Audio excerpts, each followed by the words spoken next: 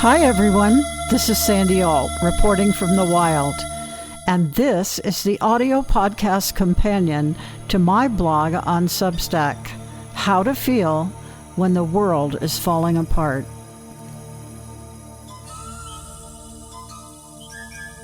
How to feel when the world is falling apart. Do we have a self-help column for this? I've seen them for nearly every human dilemma. Experts advising how to contend with crises we encounter as we stagger through life. Death of a loved one or a marriage, loss of a career or a friend, a life-threatening diagnosis. Where is the columnist with advice on how to feel now amidst the looming newly elected American plutocracy, the demise of decency and integrity in our public life, and the city of Los Angeles afire in a climate event from hell? Don't lob the 5 stages of grief at me. The 2024 election results already sent me on a roller coaster ride, twisting and turning through anger, grief, disbelief, despondency, and more than occasional glimpses of my inner furiosa. I skipped right over denial and still don't see acceptance anywhere on the horizon. The fact that nearly half of the folks who voted are just groovy with insurrection, overt criminal corruption, fear-mongering, lying, misogyny, racism, and driving up division and anger is beyond my inner homogenizer. I'm never going to find a way to get along and go along with the ignorance, the ugliness, and the relentless rage and incivility that is so fun for these folks that they lined up at the polls to check all the boxes to ensure it would become the rule. So like many of you, I'm suffering the loss of who I thought we, the American people, are. And that's just one thing. Another is the clear and present danger to our democracy itself. It's like a fatal disease, rapidly advancing to late stage. Health experts, let's do a quick checkup. Our heart walls are thickened by hatred, our lungs are full of suffocating lies, and like a cancer, the corruption of oligarchy has metastasized throughout the body of our government and the people. Any advice for dealing with that? Because thanks to the aforementioned voters, dozens of billionaires and multimillionaires are queued up at the front door of the White House, ready to steal or destroy everything we believe in, not to mention the riches and resources of a prosperous country. What cancer cells don't know is that once they consume the body dies.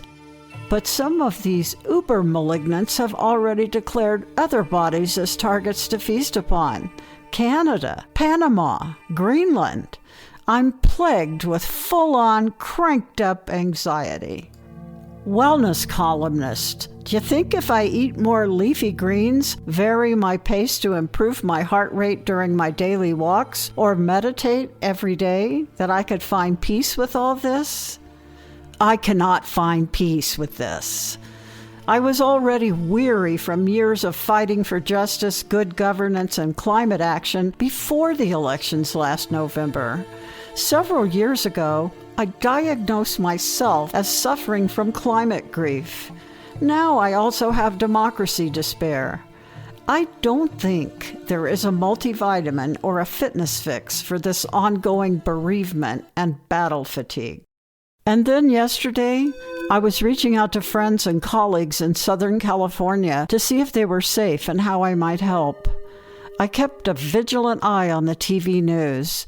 Amidst the aerial shots of towering infernos devouring whole neighborhoods, a news anchor reported that the president-elect had spewed a string of flagrant falsehoods and petty insults in a post seen by millions in which he heaped blame upon those fighting valiantly to contain the catastrophe in Los Angeles. A wake of vultures in fake media began to amplify it, regurgitating the poisonous lies and adding to them. It was right then that I realized I was in a dangerous state of emotional debilitation, because I began to feel real hatred. Not just abhorrence for the actions of those bloodsuckers who conquered voters' willfully ignorant, gullible, lazy minds with the lies and the loathing and the hate-mongering, but for the extortionists themselves.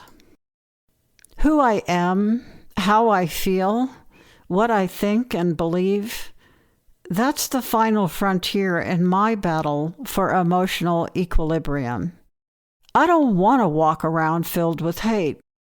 And I don't think I have all the answers, but I do know that if I surrender to that inclination, I'm no longer who I want to be.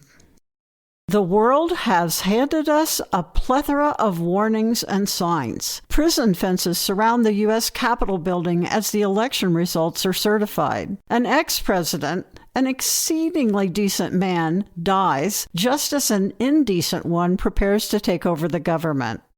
The richest people in the world openly plot to divide up the earth among themselves, while blissfully self-involved Americans still whine about the price of eggs.